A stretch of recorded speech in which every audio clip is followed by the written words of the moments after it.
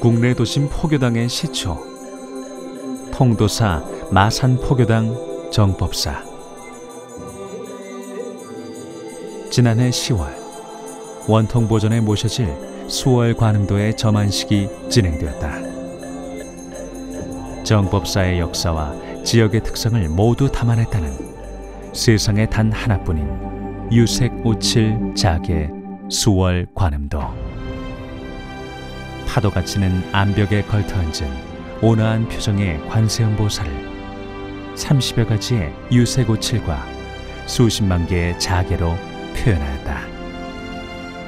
여느 불화에서는 볼 수 없는 독특한 형식이다. 전통 불화에 오칠과 화려한 자계를 입혀 전통과 현대가 어우러진 색다른 불교 미술을 탄생시킨 주인공은 25년 동안 불화를 그려온 불모 김규리시다.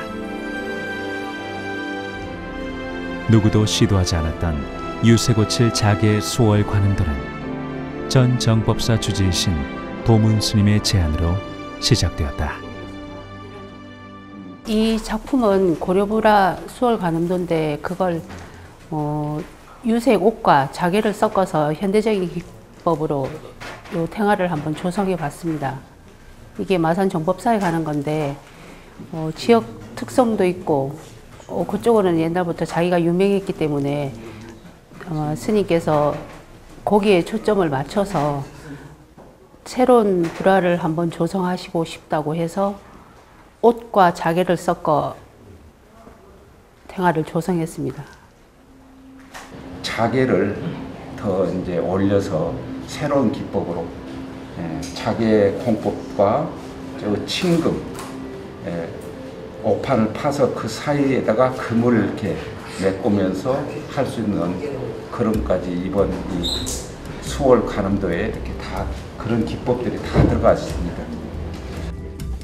관음 정진을 강조하셨던 정법사 초대 주지이신 경봉 스님의 글도 수월 관음도에 새겨 그 의미를 더했다.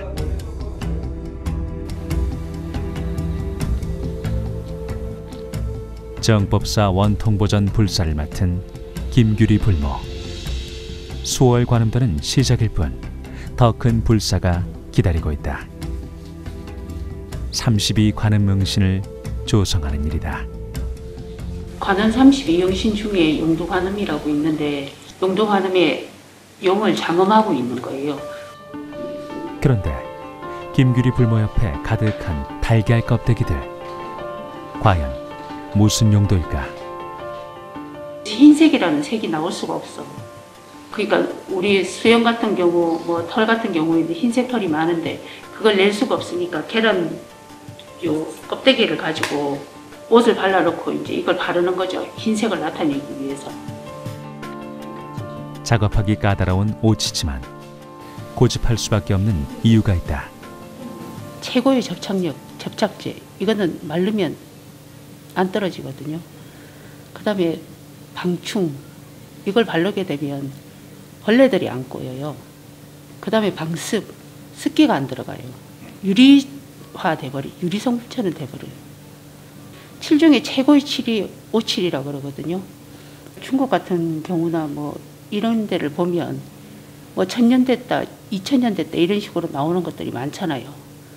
그게 대부분이 다 오칠이에요.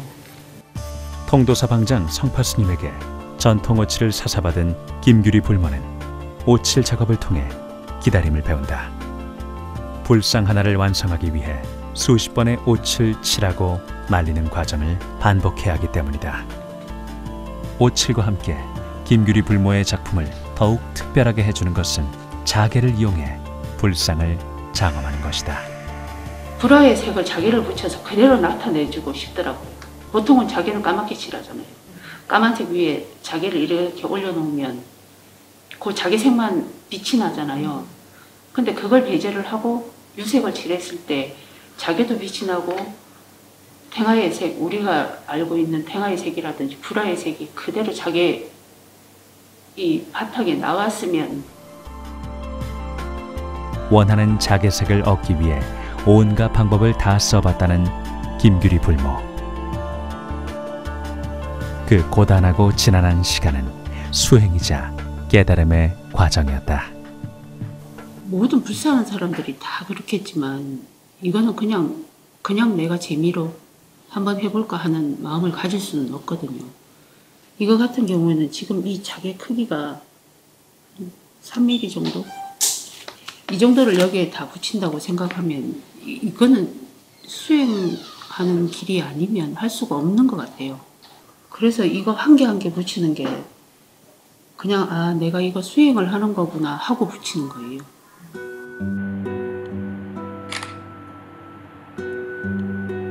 매일 반복되는 작업의 마무리는 사진 촬영. 김규리 불모가 빼놓지 않고 하는 일이다. 이거 찍어가지고 매일 작업이 어떻게 진행됐는지 스님한테 카톡으로 보내드려요. 그럼 이런 사진을 어디서 보든지 어떻게 하시든지 해가지고 계속 이렇게 보내주세요.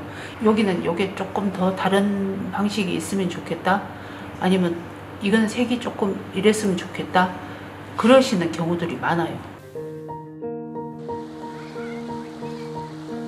남들이 가지 않는 길을 걷고 있는 김규리 불모에게 일대 전환점이 된 작품은 통도사의 비즈 관세음보살이다. 비즈 관세음보살은 100만 개에 달하는 비즈를 2,000명이 동참해 100일에 걸쳐 완성한 작품이다. 관세음보살님은 대자비로 대표되는 보살님입니다. 그 큰 뜻을 비즈라고 하는 아름다운 소재로 나타내 보이고 그 아름다운 모습을 보는 사람마다 대자비심을 따라 배울 수 있는 계기가 되기 위해서 이렇게 모시게 되었습니다. 무형문화재 불화장 석정 스님에게 이수받아 전통 불화를 그려온 김규리 불모에게 비즈 관세음보살 작업은 새로운 도전이자 불모로서의 삶을 돌아보는 계기가 되었다. 처음에는 이게 불모의 길이다 이런 거를 모르고 이제 직장생활 좀 하다가 몸이 너무 이제 힘들어져서 조금 한 1년 쉬었다가 다른 거를 해봐야 되겠다. 그런데 이제 우리 집안이 대대로 불교를 믿고 있으니까 절을 어떻게 이제 다니게 됐어. 다니게 되다가 가만히 보니까 제가 원색을 좋아한다 했잖아요. 근데 절에 있는 모든 색이 다 원색인 거예요. 그래서 내가 저거를 한번 배워야 되겠다. 배워보고 싶다는 생각에 시작을 했는데 이걸 하고 있을 때 내가 너무 좋으니까. 왜 그러잖아요. 기도는 꼭 절에 가서 기도해야 되고 여기 있으니까 그런 생각들이 없어지더라고. 전부 주위에 다 부처님이고 남 시기하고 뭐 이런 게 없어지니까 내 스스로가 평안해지는 것 같아요. 수행이 달리 수행이 아니고 포교가 달리 포교가 아니라는 걸 그때 정말로 제가 많이 느낀 것 같아요. 불상의 모습은 시대에 따라 그 모습을 달리해왔다. 전통을 존중하되 현 시대에 맞는 불상을 조성하기 위한 노력은 마산 정법사의 원통 보전 불사에 그대로 드러난다. 기존의 불상하고는 많이 달라요. 첫째, 후덕하지가 않고 얼굴 자체가 가림하고 선이 아주 간결하게 없애버렸어요. 전부 다 옛날 불상이나 지금 기존에 불상 만드시는 분들 보면 옷주름, 이게 있어야 될 옷주름들이 있어요. 그 옷주름 이런 걸 다 생각을 하면 아주 복잡하게 됐을 텐데 그걸 다 없애버리신 거예요. 정법사 스님께서 말씀하시기를 법고창신, 내려오는 것을 그대로 본받아서 새롭게 탄생한다고, 새로운 것을 만든다고 하셨거든요. 지금 이 형태가 그래요.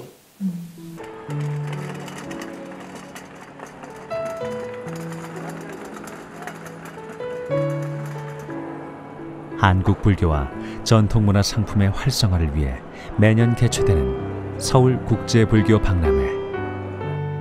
도문스님과 김규리 불모가 오랜만에 서울 나들이에 나섰다.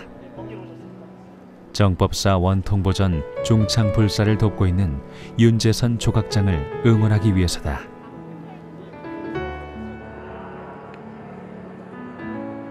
삼십이응신 보살상을 직접 디자인하고 제작한 윤재선 조각장.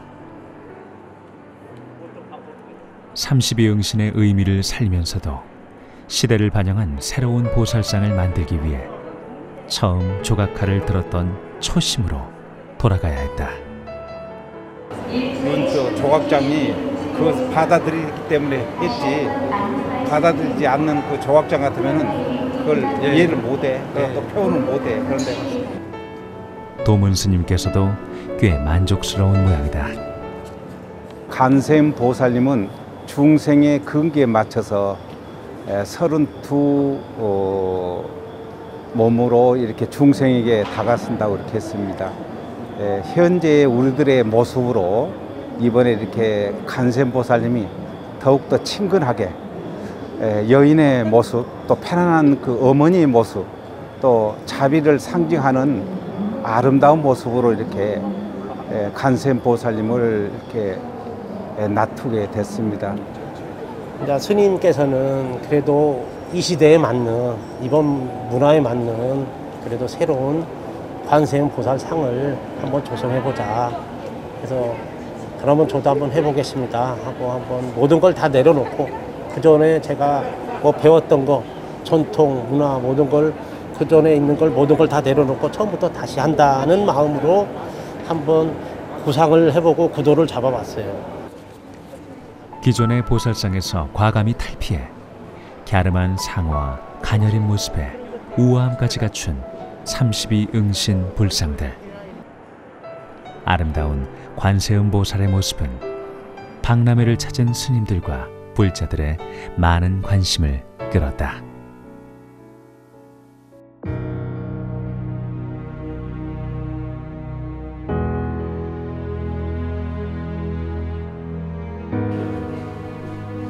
아직 주인이 자리를 채우지 못한 정법사 원통보전. 그러나 법당은 오칠한 나무들을 말리느라 발 디딜 틈이 없다. 모양도 제각각이다. 32영신을 모시려면 아직 시간이 많이 남았는데 도대체 무슨 일일까? 수미단 꾸미는 작업인데 그 작업을 주상절 형식으로 할 거예요. 그래서 이거 지금 나무 작업해 놓은 게 요 깔아놓은 거, 요 깔아놓은 것들이 저 뒤에 옹벽에 붙고, 그 다음에 옷칠 작업을 해야 저 위로 올릴 수 있으니까 옷 작업하는 중이에요. 칠 작업, 제일 밑칠 작업하고 있는. 수미단부터 탱화와 불상까지 어느 것 하나 평범하지 않은 대작 불사이기에 처음 작업을 제안받았을 때 김규리 불모도 자신이 없었다고 한다. 처음에는 정말로 이거는 내가 할 일이 아니라고, 스님 이거 뭐 시킬 사람한테 시키셔야지, 아무것도 모르는 초짜한테 이걸 시키시면 어떡하냐고. 그래서 그걸 계속 못하겠다고 했는데, 제가 관음보살님 꿈을 이번에 꾼 것까지 3번을 꿨거든요. 보타나카산을 찾아가서 한 일, 그 다음에 통도사 관음보살님이 저한테 구슬을 준 일, 3번째가 또 똑같은 관음보살님께서 저한테 구슬을 주셨어요. 한 개는 제가 받아먹으니까 구슬을 2개를 받아먹었죠. 2개를 받아먹고 한 개는 마산으로 갖다 주라. 그리고 네가 왜 남의 복을 막느냐. 불사가 누군가에게는 복을 지을 수 있는 복전이 된다는 걸 깨닫게 된 김규리 불모. 꿈속에 관세음 보살님을 믿고 불사에 응하게 되었다.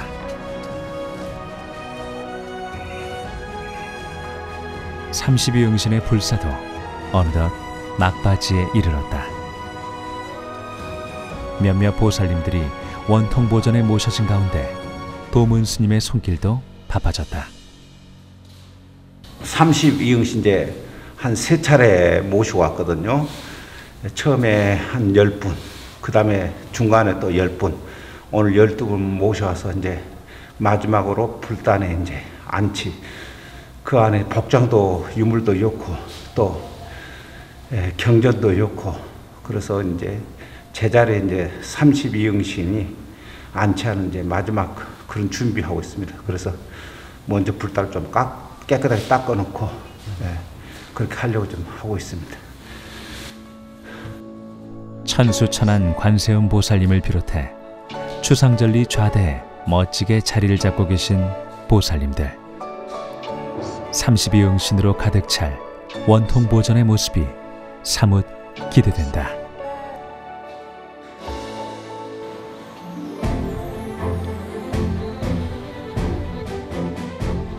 (32응신) 중 마지막 12분의 보살님을 모시기 위한 이운식이 진행되었다.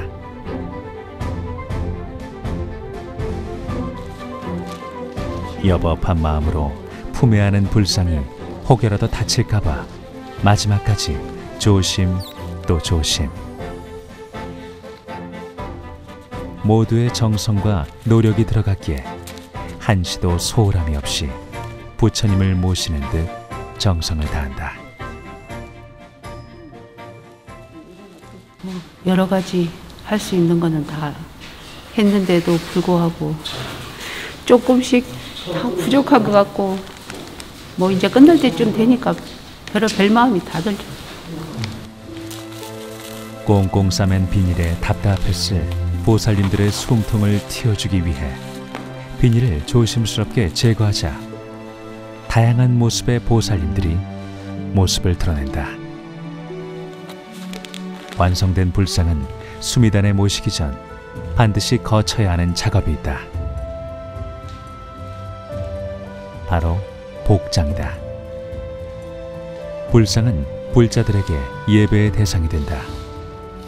불상에 생명력을 불어넣고 성스러운 존재로 그 의미를 부여하는 작업이 복장이다. 보통은 불상의 몸통에 부처님의 자비와 지혜가 담긴 살이나 경전 등을 채워넣는다. 법당 한켠에서는 윤재선 조각장이 완성된 불상의 마지막 작업을 진행하고 있다. 여느 사람들과 다른 부처님만의 특징을 표현하기 위해서다. 예, 지금 백호를 삽입하고 있습니다. 백호의 기준점은 미관에서 머리 끝까지의 3분의 1 지점을 그 지점에다가 산입을 하는데, 그 백호는 부처님의 지혜와 광명을 뜻하죠. 32응신의 마지막 12분의 관세음 보살이 수미단에 오른다. 현재는 물론 후대의 불자들에게 이 시대를 반영한 최상의 불교 문화를 전하고자 했던 마산 정법사의 원력이 끝을 향해 가는 것이다.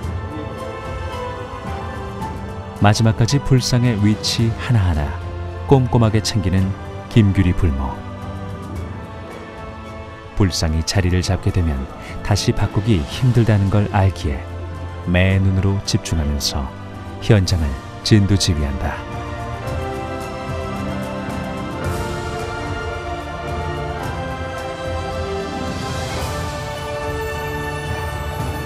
마지막 최종 점검까지 마무리됐다.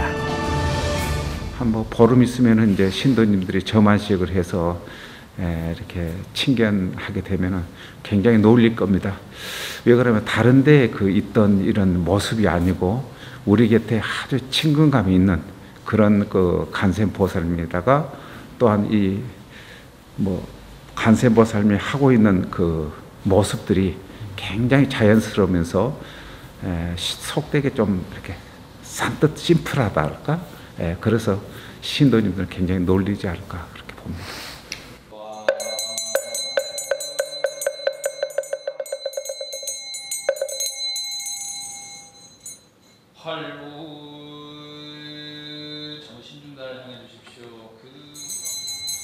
지난해 12월 27일 통도사 마산포교당 정법사에 3년 4개월간의 불사를 회양하고 33 관음 응신에 대한 점안식이 봉행되었다.